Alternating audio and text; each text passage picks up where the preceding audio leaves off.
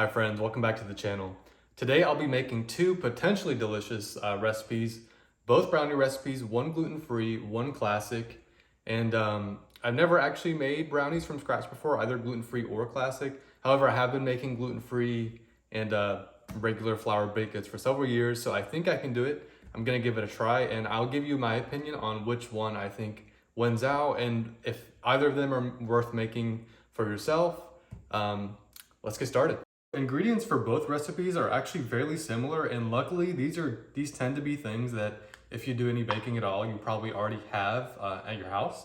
So the main difference between these two are the types of flour. Obviously, one is a gluten-free flour. This is just a Walmart brand all-purpose flour. Pretty good price, and you should be able to find it at any Walmart. I know there are some name brand gluten-free flours you can find that are pretty good. This is what I had on hand, so this is what I'm gonna use. And then the classic recipe, of course, calls for just regular all-purpose flour. I believe this brand is King Arthur all-purpose flour. And additionally, the classic recipe includes chocolate chips while the gluten-free recipe does not. And they both use vanilla, obviously vanilla, cocoa powder, sugar. The gluten-free recipe calls for brown sugar, while the classic recipe just uses regular sugar and then powdered sugar. But I think everything else, well, actually, also the baking soda, this is only used in the gluten-free recipe, and that is probably, if I had to guess, that's to help it rise. Typically gluten-free flours don't, or gluten-free baked goods don't rise as well as their normal flour counterparts. But yeah, the equipment that you'll need for this includes includes mixing utensils. I've got my whisk here. I've got two mixing bowls. One's not a little bit smaller than the other. This is what I have, so I'm just going to use those. They'll work just fine. And then, excuse that noise. Then we have some measuring cups and then some measuring spoons, so like tablespoon, teaspoon. And then I also have some parchment paper. This is going to line the inside of these two dishes. Obviously one batch of each is going to go in both of these. And so what that does is it makes it easier for you to remove the brownies once they've cooked. I could just grease those baking dishes, but one, that's pretty messy. And also it's still a little bit more difficult. You're adding a few extra calories if you care about that. I really don't, but regardless, the parchment paper is just easier overall and it's easier cleanup, so that's what I'll use today. All right, let's get started. A few ingredients that I forgot to mention for both the recipes are the eggs. Both recipes call for 2 eggs, and then salt, which they both call for salt. This is just some sea salt that I'm going to use. And then for the classic brownie recipe, that calls for either canola oil or extra virgin olive oil. I'm just going to use vegetable oil because it contains canola oil, and that's what I have on hand. I think you can use whichever one you want for this. It probably will come out tasting pretty similar regardless. So actually, before I get started preparing both recipes, I need to turn on the oven. So I'm going to set it at a temperature of 340. Actually, neither of these recipes call for this temperature. However, the classic recipe calls for 325, while the gluten-free is 350. So I'm just gonna go kind of in between at 340, and then I'll leave the gluten-free brownies in there for a little bit longer than the classic, and that should work fine.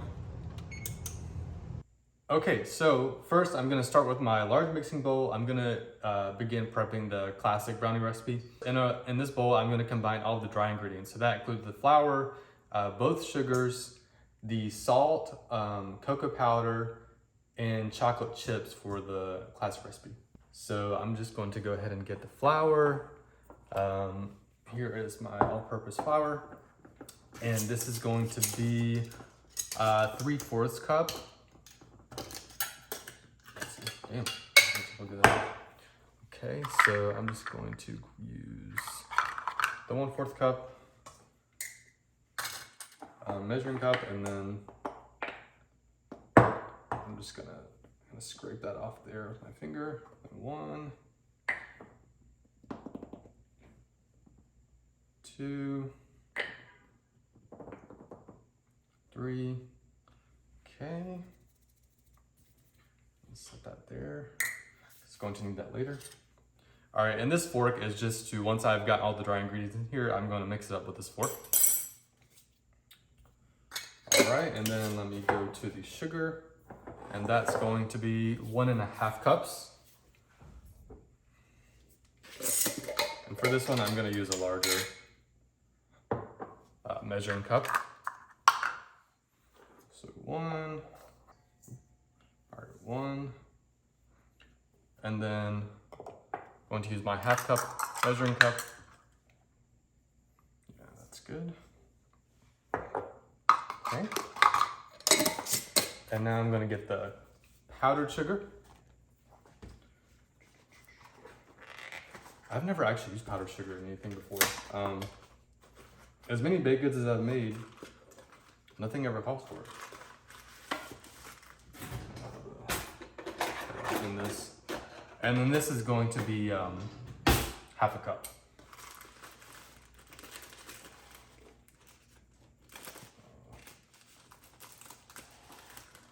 I'm gonna put this in a different container later, but for now, it came in this box. So that is what I'll use. So again, 1/2 cup. Ooh, I think I need to be careful with this. It's gonna all dump out into the bowl.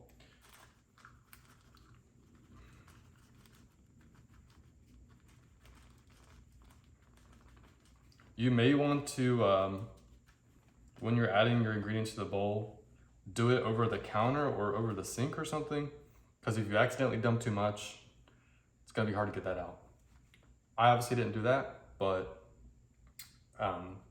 maybe next time I will. All right, now we got our cocoa powder, and that's going to be, okay, that's not going back in the box, apparently.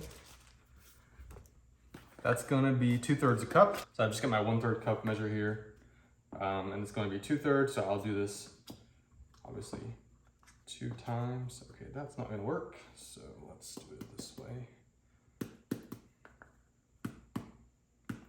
Just gonna kind of tap it.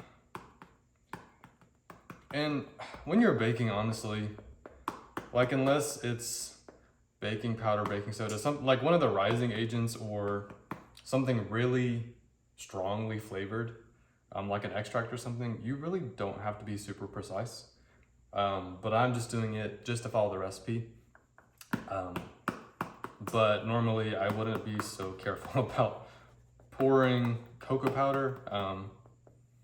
I think if we had a little bit too much, it would be okay. And now I just need to add the salt. And that's going to be 3/4 of a teaspoon.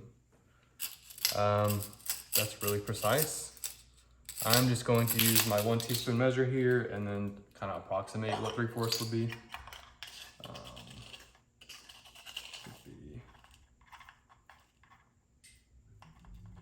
I definitely don't want to add too much salt. So I did just say something about you not needing to be very precise if you're just baking yourself. Salt is not one of those things you want to play around with. You definitely want to put the right amount because it will either come out bland or too salty, and that's not going to be good. So be careful with this. Added the salt in. Now I need to add the chocolate chips. I think honestly this is an optional add, but it will probably make it better, so I'm going to go ahead and add it. So this will be 1/2 cup.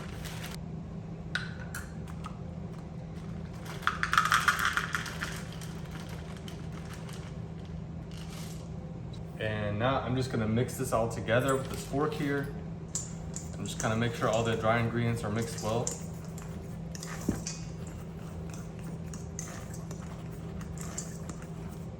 Now this is done. I'm gonna set this aside for now. And now I'm gonna combine my wet ingredients. And so that's going to be the eggs, the not the olive oil, the vegetable oil, and vanilla and water. And for this, I'm just gonna use a small bowl. It's not gonna take up too much space, so I'm just gonna combine them here.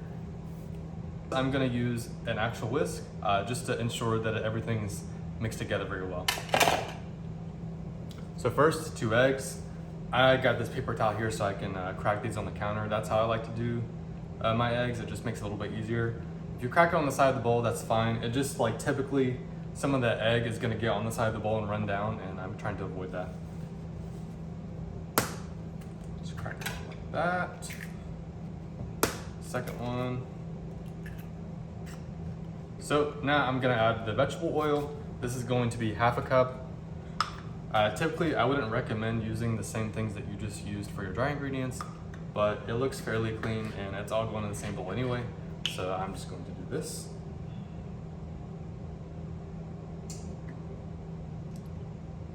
So now that all that's left is 2 tablespoons of water and then 1/2 teaspoon of vanilla. So for that, I've got these smaller measuring spoons here. And so I'm just going to get water for my sink. 2. Okay, now time for the 1/2 teaspoon of vanilla extract.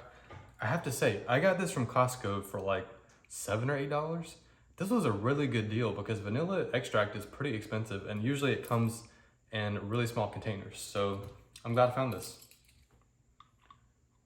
And with the vanilla, honestly, I say more is better. I'm not worried about putting too much, so I just poured it in directly over the bowl. But in this case, I'll stick to the recipe. Okay, now I'm just gonna whisk these together. Okay, actually I had to add those wet ingredients to a large bowl because the way the instructions are written, you're supposed to add the dry ingredients into the wet ingredients, and so I can't do that in that tiny bowl I just mix it in. So I'm gonna go with this now. Okay, so I'm sprinkling it in. And then I'm just gonna add a little bit at the time and then mix it just to make sure that I can get all the wet ingredients in here. Ooh, that was kind of a lot.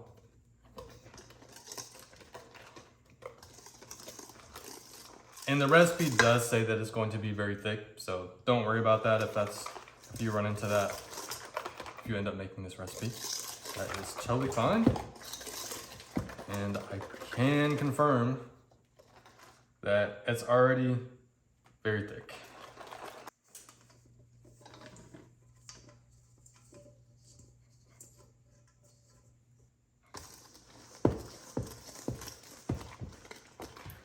Man, this is really thick.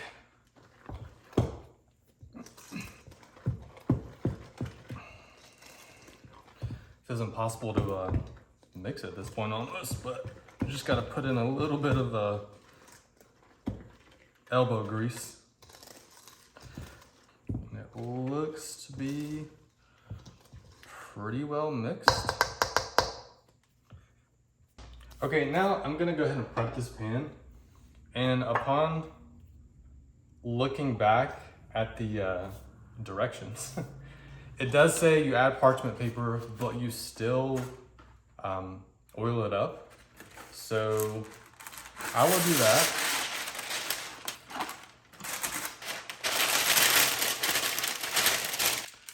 Here's what I'm gonna do instead. I'm gonna put oil on here before I put it in there, and then I will scoop the batter in. I think that's gonna be a little bit easier. It's gonna be a little bit messy. I'm gonna have to use my hand. I used to have a brush. I don't know where it went. So I'm just gonna have to do this. I don't have any spray oil. If you're doing it like this, you really don't need much. And then I'm just going to kind of run my hands over the parchment paper.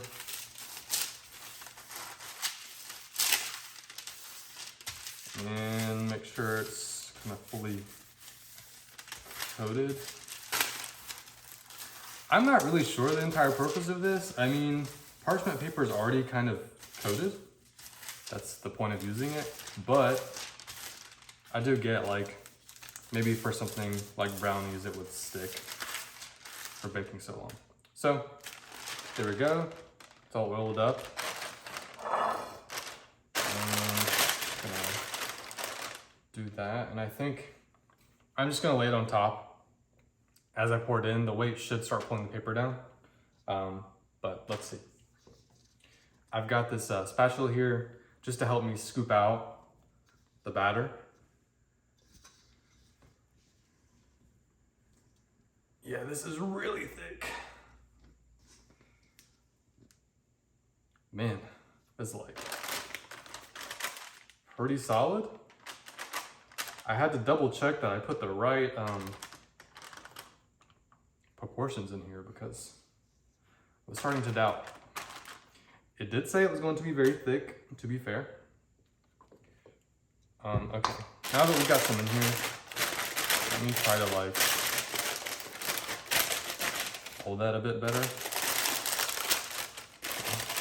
Fold that over so it's not in the way. There we go.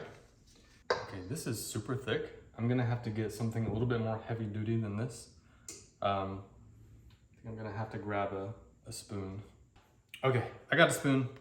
I'm gonna use this to scrape. There's not much batter left in the bowl, but the little bit that is left is not exactly coming easy. So I'm gonna scrape it out.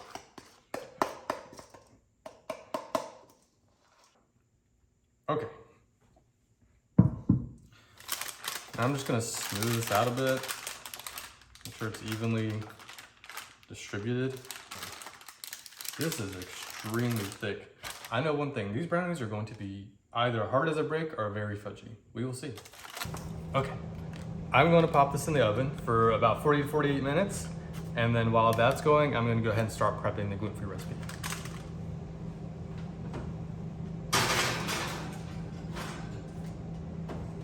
Okay, now I'm going to get started with the gluten-free recipe. And that's going to start with me adding half a cup of unsalted melted butter. That's just one stick. Combining that with the pure vanilla extract, granulated sugar, brown sugar, and then I'll mix that until it's fully combined. I'm gonna start with the 3/4 cup of granulated sugar.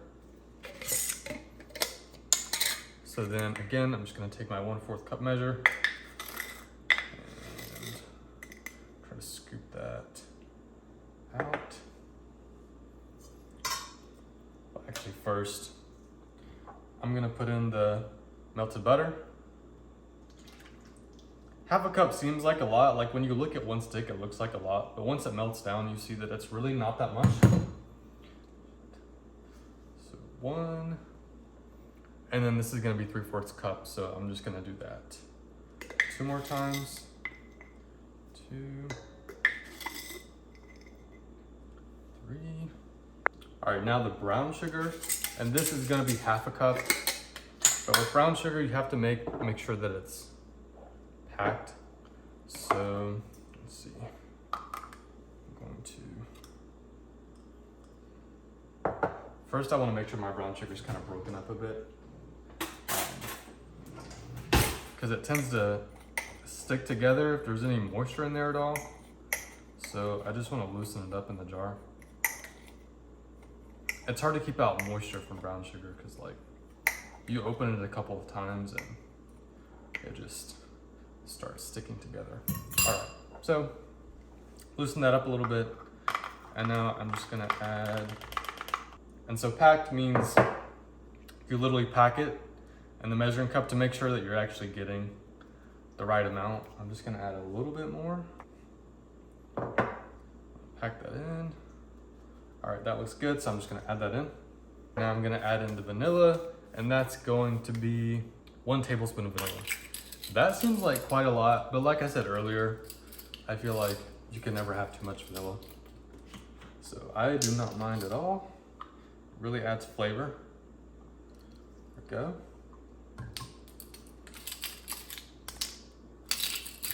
And now I'm just going to mix these until they're all combined.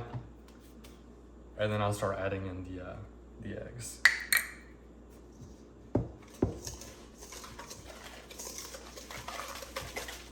That smells really good with the vanilla. That looks pretty good. All right, and now I'm gonna add in the eggs one at a time. And again, I'm just gonna grab my paper towel here and break those, pop those in. And then gonna whisk that in there. Okay, my second one.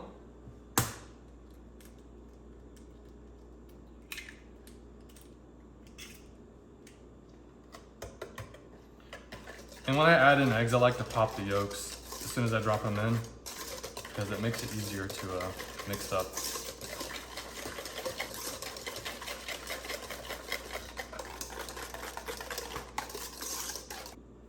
Okay, now that that's done, I'm gonna go ahead and start adding or mixing together the flour, cocoa powder, baking soda, and salt. And so first that's going to start with 3/4 cup of the gluten-free flour.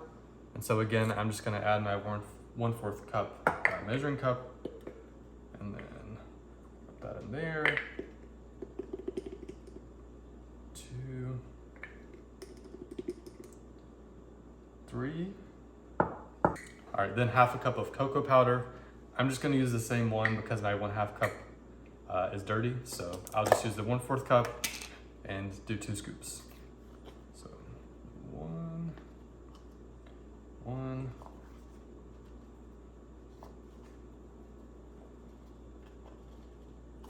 2.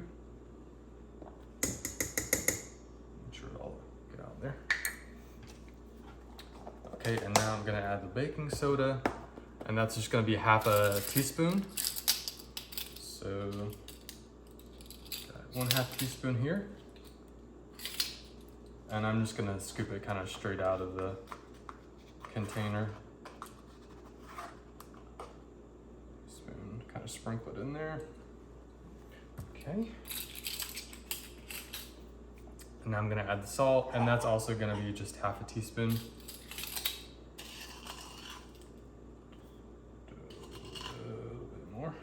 Okay. And then I'm just gonna take a fork and start combining these, and then I'll add that into the wet mixture.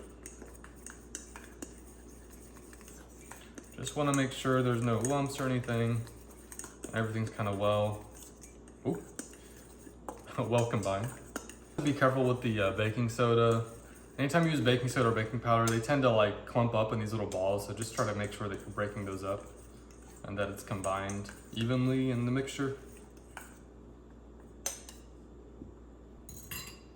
Okay, now I'm gonna slowly add the dry ingredients into the wet mixture and kind of continually whisk. Make sure that's mixing well. This one's really thick as well.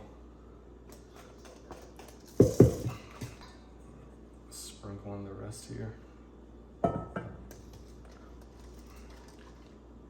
I'm just gonna do it a little bit more slowly right now because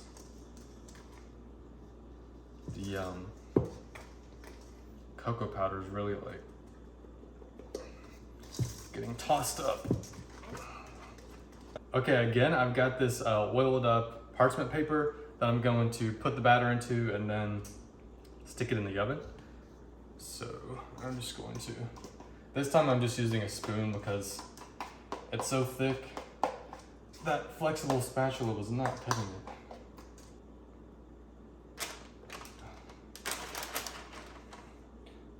Yeah, both of these recipes, the batter has been extremely thick. Okay, now I've got all the batter in the pan or in the baking dish, and I'm just going to stick this in the oven for about 35 minutes. And then once they're both out and cooled, I'll cut them up, show you how they look, and then give them a taste test. Both recipes have cooked. The classic brownies actually took way longer than the recipe suggested. I think it ended up taking around like an hour, maybe a little bit longer. This may be because of the way I kind of poured it in here. It didn't really fill out the whole baking dish. And so it might have ended up being a little bit thicker than it was supposed to be. It also could have been my oven. Regardless, just test it. I kept poking it. I had a butter knife and I just kept testing it. And you're supposed to cook until there's not many crumbs coming out. It definitely shouldn't be batter on the knife. And then I did the same thing for the gluten-free recipe. This one cooked much faster. I think it took around 40 minutes. And so, yeah, I'm gonna let these cool and then I'm gonna cut them up. All right, so both batches of brownies have finished cooking, finished cooling. I've cut them up. And so, give you a look here. These are the classic recipe brownies. And then here are the gluten-free. And visibly, they look pretty similar. Just take a look at one You can see how fudgy these are. Let's see. That was a classic. And then these are also pretty fudgy, the gluten-free ones. They're a bit more airy actually, which is not super surprising given that the batter for this one, for the classic, was so much thicker. But all right, let me give it a taste. Okay, so I'm gonna go for the classic brownie.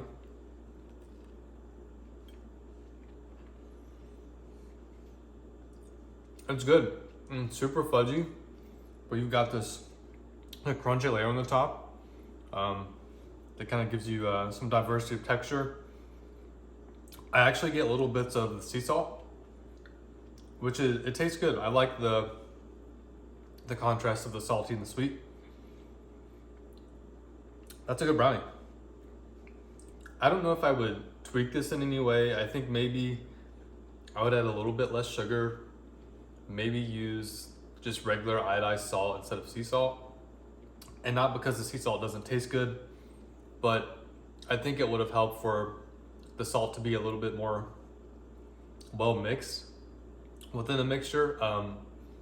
The sea salt granules kind of like are sporadically in the batter, so you do get this. You get some bites that are kind of salty and some that are sweet. It's not too much, but I think I would probably use regular salt just so it's a little bit more uniform to get a little bit more of that saltiness coming through in entire brownie. But overall, very good. Okay, now I'm gonna go for the gluten-free brownie.